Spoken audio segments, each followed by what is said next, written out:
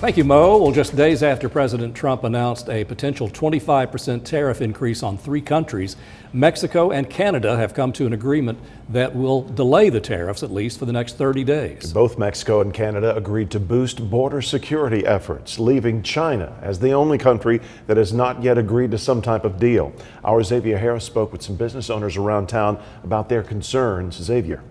Hey, Greg, David. So it's a lot of moving parts to this story. You know, we were just getting ready to present this story to you, and seconds ago, the Canadian Prime Minister Justin Trudeau posted this tweet on Twitter, formerly known as X, and basically saying that him and Trump had spoke over the phone and they came to an agreement similar to the one that Mexico's president came up with, and that's going to be on pause for at least the next 30 days. Now, today I spoke with a local business who talked about some of the concerns they have about what are some of the unknowns that could happen. We're just waiting to see what happens. That's the harsh reality for most local business owners with goods coming from Canada, Mexico, and China. Last week, President Trump announced a 25% tariff increase on Mexico and Canada and a 10% hike with China.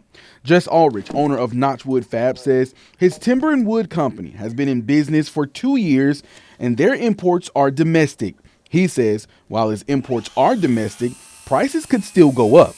But if there are inflationary measures that are, put forward into our local economy, then I would imagine that the prices would reflect that.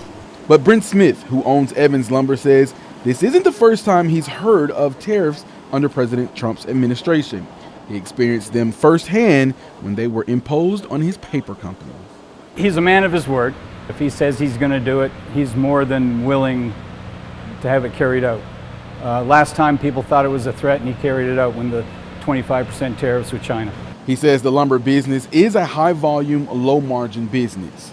It's a great concern for everybody, our customers and users. If you're building a house now and you haven't contracted your prices yet, then that's a risk you're going to have to take.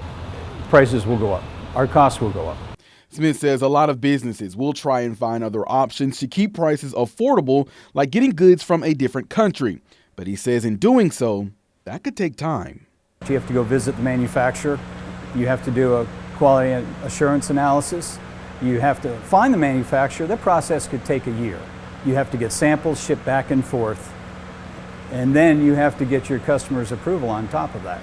The tariff increase will affect more than just lumber businesses. Industries like alcohol, oil, and gas will all be impacted.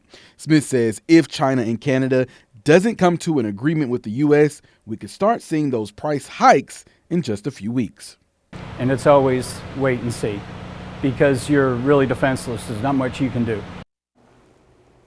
Now, while Mexico and Canada have a 30-day pause, both business owners are hoping for a quick resolution between President Trump and all 3 of the other countries. Now, if that happens, they'll be able to keep prices from rising and protect their businesses moving forward. David.